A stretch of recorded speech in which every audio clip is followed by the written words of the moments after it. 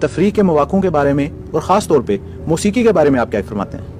میں تو اس بارے میں اتنا کچھ کہہ چکا ہوں کہ اب میرا خیال ہے پورا معاشرہ اس سے واقف ہے. میں نے یہ بتانے کی کوشش کی ہے لوگوں کو کہ قرآن مجید کو وہ اٹھا کر دیکھیں تو قرآن نے سورہ اعراف میں یہ اعلان کر دیا ہے کہ اللہ تعالیٰ نے صرف 5 چیزیں حرام کی ہیں کھانے پینے کی چیزوں کے علاوہ.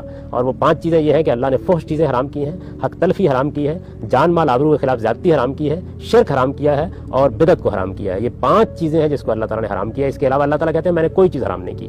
چنانچہ موسیقی ہو, تصویر ہو, فنون لطیفہ ہو, شاعری ہو, ادب ہو, افسانہ ہو, ان سب کو اسی اصول پر دیکھا جائے گا. اگر ان میں کہیں شرک پایا جاتا ہے, کوئی فحش چیز پائی جاتی ہے, حق تلفی کی کوئی بات ہے, اگر کوئی جان مال آبرو کے خلاف زیادتی کی ترغیب دی جا رہی ہے, کوئی شرک اس کے اندر پایا جاتا ہے, اپنی طرف سے دین بنا کے پیش کیا جا رہا ہے تو اس پر تنقید کریں گے. وہ اصلاً کوئی ممنوع چیز نہیں ہے بلکہ اللہ کی نعمتیں ہیں. اور اللہ تعالیٰ نے یہ جو آیت جس کا میں نے ذکر کیا ہے انما حرم ربی الفواحش, اس کے اوپر شروع یہاں سے کیا ہے کہ زینت کی چیزوں کو حرام قرار دینے کا تم نے حوصلہ کیسے کیا؟ میں نے تو یہ پیدا ہی ایمان والوں کے لیے کی ہے. ہے للذین آمنوا فی الحیات الدنیا. تو یہ زینت کی چیزیں ہیں. موسیقی کیا ہے؟ آواز کی زینت ہے. شاعری کیا ہے؟ یہ آپ کے حسن کلام کی زینت ہے. آپ کا لباس کیا ہے؟ یہ بھی ایک زینت کی چیز ہے. آپ اپنے مکان کو سجاتے ہیں, یہ بھی زینت کی چیزیں ہیں. تو قرآن مجید کا تصور کوئی صوفیانہ مذاہب کا سا نہیں ہے. وہ تو زینت کی سب چیزوں کو جائز کہتا ہے, ان سے حدود کے اندر فائدہ اٹھانے کا آپ کو حق دیتا ہے. صرف اسراف سے اور فضول خرچی سے اور غلط طریقے اختیار کرنے سے, اللہ تلے اڑانے سے منع کرتا ہے, اور آپ سے کہتا ہے توازن و اعتدال کی زندگی بسر کریں.